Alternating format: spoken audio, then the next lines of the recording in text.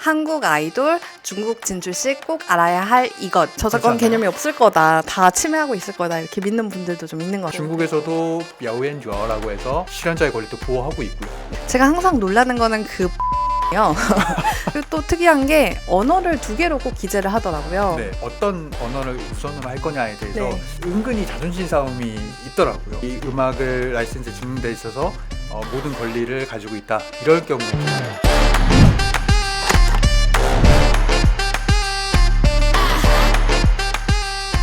안녕하세요. 저는 법무법인 DLG에서 콘텐츠 미디어 프랙티스 그룹을 이끌고 있는 황혜진 변호사입니다. 도장 찍기 전에는 한국 콘텐츠 기업 그리고 아티스트들이 해외를 진출함에 있어서 알아야 할 법률 지식들을 소개하는 코너인데요. 오늘은 첫 게스트로 박재영 변호사님을 모셨고요. 한국 아이돌, 중국 진출 시 꼭 알아야 할 이것이라는 주제로 말씀을 나눠보도록 하겠습니다. 변호사님 안녕하세요. 안녕하세요, 황혜진 변호사님. 네, 간단하게 자기소개 부탁드립니다. 네, 도장 찍기 전에라는 말이 귀에 쏙 들어오는데요. 아, 감사합니다. 네. 네. 안녕하세요. 저는 법무법인 DLG의 박재영 파트너 변호사라고 합니다. 그리고 중국 베이징에 있는 쥔지어진律师事务所라는 중국 로펌에서 외국법 고문으로도 일을 하고 있습니다. 오늘 이렇게 유튜브를 통해서 만나뵙게 돼서 정말로 반갑습니다. 네, 그럼 본격적으로 법률 지식을 나누기에 앞서서 중국에서 음악과 관련된 플랫폼이 어떤 것들이 있는지 좀 알아보도록 하겠습니다. 조금 소개를 해주실까요? 네, 중국에서도 한국에서 여러 음원 사이트 앱처럼 중국에서도 그렇게 광범위하게 쓰이는 음악 앱이 있는데요. 네. 그중에 가장 대표적인 게 QQ 뮤직이라는 거예요. 네. 저도 이 QQ 뮤직이라는 앱을 통해서 이 한국 노래들도 많이 듣고 그렇거든요. 네. 그것뿐만 아니라 뭐 왕이 뮤직이라던가 이런 다른 음악 사이트들, 음악 앱들이 있고요. 네. 그리고 이런 음악 앱들뿐만 아니라 짧은 동영상 클립 그 플랫폼인 틱톡이라는 것도 있어요. 네. 중국어로는 떠윈이라고 하는데 네. 요 앱도 많이 쓰고 있습니다. 또 유튜브는 이제 중국에서 쉽게 보기가 어렵잖아요. 네. 그럼 비슷한 플랫폼은 또 뭐가 있나요? 네, 중국에서 유튜브를 직접적으로 보기는 어렵지만 네. 중국의 그 특유의 앱도 있는데요. 그중에 뭐 비리비리라던가 이런 동영상에 특화된 앱들도 있습니다. 네. 그러면 본격적으로 좀 법률 얘기를 해볼 텐데요. 음악 저작권이 저는 사실 저작권의 꽃이라고 생각하는데 그것은 가장 복잡하기 때문인데요.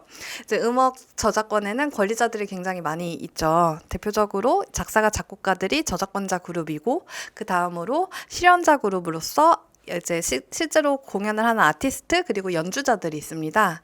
마지막으로 음반을 기획하고 제작하는 음반 제작사가 있는데요. 중국에서도 이러한 권리 구조가 똑같은지 좀 궁금합니다. 네, 한국에서 보호되는 저작권이 네. 중국에서도 보호될 수 있을까라고 여기서부터 시작하시는 분들도 되게 많을 것 같아요. 네네, 저작권 그렇지 않아요? 개념이 없을 거다. 다 침해하고 있을 거다. 이렇게 믿는 분들도 좀 있는 것 같아요. 그렇게 생각하세요? 저는 이제 잘 아니까. 네. 다 있다는 건 알고 있죠. 네. 제가 말씀드렸죠. 네네. 네, 그렇게 의심하는 분들이 계실 수 있으실 텐데 중국에서도 이렇게 저작권법도 있고 네. 특히나 음악 저작권도 잘 보호되고 있습니다. 네. 그리고 그 보호하는 권리의 구조도 사실상 그렇게 크게 다르진 않아요. 말씀하신 것처럼 작사가 작곡가처럼 네. 이 그룹이 있고 저작권자 있고. 그리고 실현자의 네. 권리도 한국에서 보호되는 것처럼 똑같이 중국에서도 야오엔주어라고 해서 네. 실현자의 권리도 보호하고 있고요. 네. 그리고 녹음, 녹화 제작자의 권리도 보호되고 있습니다. 녹음, 녹화 제작자의 권리라는 게 좀 한국에서랑 약간 다른 것 같아요. 왜냐면 음반 제작자라고 할 때 음반은 이제 음악이 녹음된 것을 말하지 영상이 결합된 거는 포함이 되진 않거든요. 근데 중국에서는 어떤가요? 되게 잘 집어내 주셨는데요. 네. 그 녹음, 녹화 제작자의 권리라는 거는 그 용어가 말하는 바하고 똑같은 거예요. 네. 녹음, 그러니까 음을 고정시킨 것하고 녹화, 그러니까 영상을 고정시킨 것을 통칭하는 용어로서 녹음, 녹화 제작자의 권리라고 일컬어지고 있습니다. 네. 다음으로는 이제 저작권료의 흐름이, 그러니까 사용료의 흐름이 어떻게 되는지를 좀 알아볼 텐데요. 한국에서는 주로 이제 작사가 작곡가들은 한국음악저작권협회나 함께하는 음악 저작인 협회, 그리고 실현자들은 한국음악실현자연합회에 가입을 해서 거기에 권리를 다 이제 관리하도록 권한을 부여합니다. 그러면 그 단체에서 이제 실제로 음악을 사용하는 자인 음악 플랫폼이라던가 아니면 방송사들로부터 그 사용료를 징수를 한 후에 자신들의 관리 수수료를 떼고 실제 권리자들에게 분배를 해요. 근데 반면에 이제 기획사는 자기들이 직접 이제 유통을 하거나 아니면 그 사기업인 음원 유통사에게 음원 유통을 맡기고 거기로부터 이제 음원 사용료를 받게 되는데요. 네. 중국에서도 이런 구조가 좀 유사한지 궁금합니다. 말씀하신 것도 일단 대표적으로 이런 음악 저작권 집중관리단체가 있잖아요. 네. 말씀하신 그 콩카 같은 경우 한국에 있고 중국에도 마찬가지로 이렇게 집중관리단체가 있습니다. 네, 중국 음악저작권협회라는 곳도 있고요. 네, 음상저작권협회라는 곳도 있고요. 네, 그래서 중국에서도 이렇게 집중적으로 음악 저작권을 위탁받아서 관리하는 단체가 있다라는 걸 말씀드리고 싶고요. 네, 근데 이 집중관리 단체뿐만 아니라 네. 다른 면들도 있어요. 네. 이를테면 뭐가 있을까요? 이걸 제가 거꾸로 물어보는 게 좀 이상하긴 한데요. 제가 그런데 봤을 때 이제 네. 실현자들이 네. 이렇게 음반 제작자와 계약을 이제 체결하고 네. 그 음반 제작자로부터 이제 사용료 같은 것을 분배받거나 그냥 대가를 지급받는 것으로 봤어요. 그래서 추측컨대 이제 음반 제작자들이 그 음원에 참여할 수 있는 그런 창작자들 그리고 아티스트들을 모아서 이제 계약을 체결하고 대표적으로 그 사용료를 이제 수취한 후에 그것들을 분배하거나 그냥 분배하지 않거나 그러니까 네. 이례적으로 그냥 대가를 지급하거나 예. 그렇게 유통하는 것이 아닐까 네. 네, 추측을 해봤습니다. 네. 되게 잘 추측을 해주셨는데요. 네. 중국에서도 그런 경우가 되게 많은 것 같아요. 이렇게 네. 음반사나 아니면 음악 저작권 관리 회사들이 네. 그 일군의 이제 그 음악을 만들기 위해서 필요한 사람들이 여러 있잖아요. 네. 뭐 작사, 작곡자, 뭐 실현가 그리고 연주자 이런 사람들하고 같이 계약을 체결을 해서 일정 기간 동안 계약을 체결해서 그 기간 동안 창작되는 음악에 대해서 독점적인 권리를 부여받는 이런 형식으로 계약을 체결하고 이 계약 하에서 수익을 분배하는 경우가 좀 많이 있는 것 같습니다. 네. 그 점이 조금 특이한 부분인 것 같아요. 우리나라는 말씀드린 것처럼 이제 실현자 이제 단체가 있어서 그 단체에서 실제로 음원 사용하는 자들로부터 그 실현 사용료를 지급받아서 실현자에게 분배를 하는데 중국에서는 이제 실현자들이 그 자기와 계약한 음반 제작자로부터 이제 실현 사용료를 받는다는 점이 좀 저는 인상 깊었습니다. 아, 예. 네, 다음으로는 이제 중국에서 체결하는 좀 계약서 관련된 내용을 좀 살펴보겠는데요. 제가 좀 계약서 중에 생각나는 게 음반 판매 계약서예요. 그러니까 한국에서 이제 한국 아티스트의 음반을 제작해서 중국에 이것을 이제 수출을 해서 거기서 판매를 하는 건데요. 그것과 관련해서 음원 저작권료를 누구에게 지급해야 되는지 그런 이슈가 있습니다. 근데 대부분의 이제 음반 제작사에서는 한국에서 이게 제작되는 것이기 때문에 당연히 한국음악저작권협회에 그 저작권료를 지급해야 된다 이렇게 생각을 하는데요. 정작 한국음악저작권협회에 그것을 문의하면 이거는 중국에서 판매될 것이기 때문에 한국에서 저작권료 내시는 게 아니에요 이렇게 말씀을 하시거든요. 네. 근데 그런 가이드와 관련해서 변호사님 어떻게 좀 생각하시는지 좀 여쭙고 싶습니다. 그 콩카 디스 하시는 거 아니에요? 아니에요. 아닙니다. 아닙니까? 그냥 어떻게 우리 기업들이 어려움을 좀 겪는 게 있을지 그런 거 좀 설명해 주시면 좋을 것 같아요. 예, 아무래도 제가 듣기에 이런 점에서 좀 어려움이 좀 있을 것 같아요. 왜냐하면 이 뭐 음악 라이센스 계약을 체결한다거나 이렇게 할 때 한국 회사와 중국 회사 사이에 계약을 체결할 텐데 네. 그 계약 내용들 중에는 뭐 진술 보장이라는 그 항목이 있잖아요. 그 중에 이제 이 음악을 라이센스 주는 데 있어서 모든 권리를 가지고 있다라는 점도 아마 포함됐을 가능성이 많을 것 같은데 네. 이럴 이럴 경우에 좀 문제가 있을 수는 있을 것 같네요. 다음으로는 또 중국의 분께 음악을 이제 라이선스하는 계약을 체결할 때 특이사항을 좀 말씀드리려고 하는데요. 제가 항상 놀라는 거는 그 분량이에요. 근데 저는 사실 계약서 이 분야를 너무 오래 했기 때문에 계약서 검토를 웬만한 계약서 뭐 1시간 이내에 검토를 할 수 있는데 와, 이제 중국 계약서 같은 대단하신데요? 경우는 중국 계약서 같은 경우는 막 5시간 이렇게 걸릴 때가 있어요. 왜 네. 그러냐면 그게 막 40장, 50장 이렇게 돼요. 네. 그리고 또 특이한 게 언어를 2개로 꼭 기재를 하더라고요. 네. 그래서 중국어는 항상 껴있고 영어 아니면 한국어 이렇게 좀 계약서가 작성이 되어 있는데 네. 중국어를 왜 항상 변기를 하는지 그걸 좀 설명을 부탁드립니다. 중국어는 기본이고 영어가 많았나요? 한국어가 많았나요? 한국어가 좀 더 많았던 것 같아요. 아, 그래요? 네. 제가 생각하기에는 이 한국과는 조금 다르게 중국에서는 뭔가 일을 진행을 할 때 관공서에 허가를 받거나 신고 등록하는 경우들이 되게 많거든요. 네.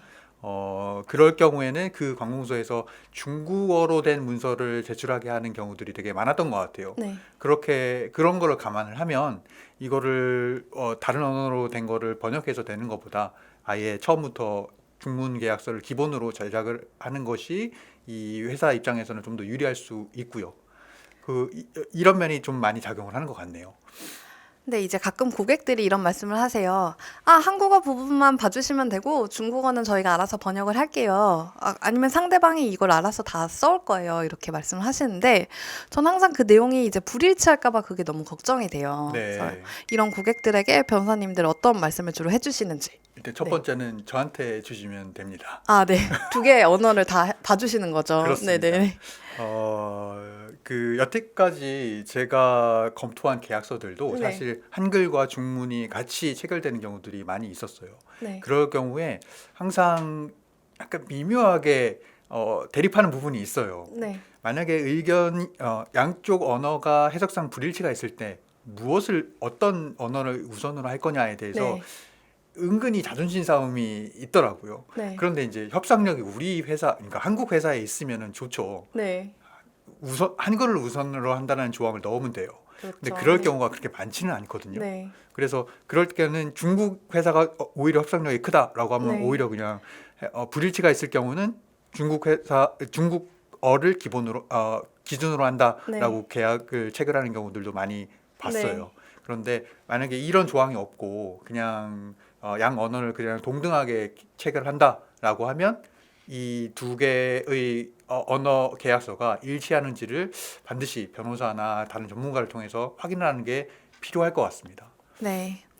그것과 관련해서 또 계약서 관련해서 또 제가 항상 궁금했던 게 네. 이 분량이 길어지는 이유가 있더라고요. 그러니까 음, 한 30장 정도 이제 그 라이선스의 그 조건에 대한 내용들을 다 써요. 그래서 뭐 대금을 어떻게 지급하고 내가 사용할 수 있는 플랫폼은 어디고 막 이런 걸 쓴 다음에 네, 또 수건서라는 게 붙어서 네, 뭐 여기에 있는 내용의 한 30% 정도를 다시 쓰는 거예요. 네네네. 이 중국 회사가 서비스할 수 있는 플랫폼은 어디입니다. 네. 그리고 이러이러한 권한을 부여했습니다. 이 회사는 이제 중국 내에서 권리자를 대신해서 소송을 제기할 수 있습니다. 이런 내용들 들어 있는데 네. 왜 이렇게 2개를 나눠서 체결하는지, 왜 별책부록처럼 항상 수건서를 쓰는지 좀 궁금합니다.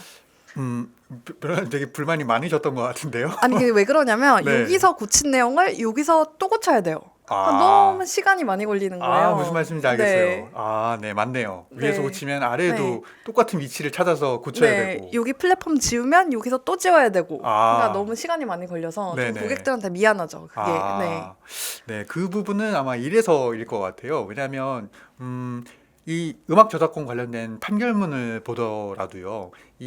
만약에 소송을 제기를 한다라고 네. 하면은 이 음악 저작물에 관한 권리가 내 것이다라는 걸 입증을 해야 되잖아요. 네. 그 중에 하나가 뭐냐면 이 수권서를 통해서 이 음악 저작물에 대해서 이런 내가 권리자고 그리고 많은 권리의 다발 중에 어떤 권리의 범위까지 위탁을 받았고 또 중요하게는 이 음악 저작물에 대한 권리 침해 상황에 있어서 네. 소를 제기한다거나 아니면 증거 보전을 신청을 한다거나 이런 식의 권리 보호 활동에 대한 권리까지 수권을 받았는지에 대해서 법원에 증명서를 내야 될 경우들이 있어요. 네. 그렇지 않을까요? 네, 그렇죠. 그렇죠. 네. 그럴 경우에 그 계약서 방대한 계약서를 다 한꺼번에 내는 거는 좀 리스크가 있을 수가 있잖아요. 네, 아무래도 영업 비밀이라고 생각할 수 있을 것 같아요. 대금 정보 이런 것들이 수익 맞습니다. 분배하고 뭐 이렇게 정산된다 이런 것들. 네, 맞아요. 그런 부분들은 아무리 뭐 크게 문제가 없다고 하더라도 이렇게 외부에 공개하는 게 그렇게 꺼려질 수 쉽지는 있죠. 않겠죠. 네. 그렇기 때문에 그런 권리의 귀속 관련된 부분을 따로 떼서 이 수권서를 하나 만들어 두면은 이 수권서만 그런 이런 권리가 내가 가지고 있다라는 점을 하기 위해서 그렇게 용이하게 쓸 수 있는 부분이 좀 필요할 것 같습니다. 네. 그러면 우리 지금까지 네. 중국에서의 음악과 관련된 권리 그리고 중국과 음악과 관련된 계약을 체결할 때 어떤 특이사항에 대해서 좀 알아봤는데요. 네네. 여기서 1부를 마무리하고 아, 벌써요? 2부에서 네. 중국에서 한국 음악과 관련된 분쟁 어떤 것들이 있었는지 예. 그리고 한국 아티스트들이 음. 중국 내에서 이제 공연을 할 때 어떠한 규제들이 있는지 좀 알아보는 시간을 갖도록 하겠습니다. 아, 정말 기대되는데요. 네, 여기서 그러면 시청자분들께 인사하겠습니다. 네. 그러면 2부에서 만나요. 2부에서 뵙겠습니다.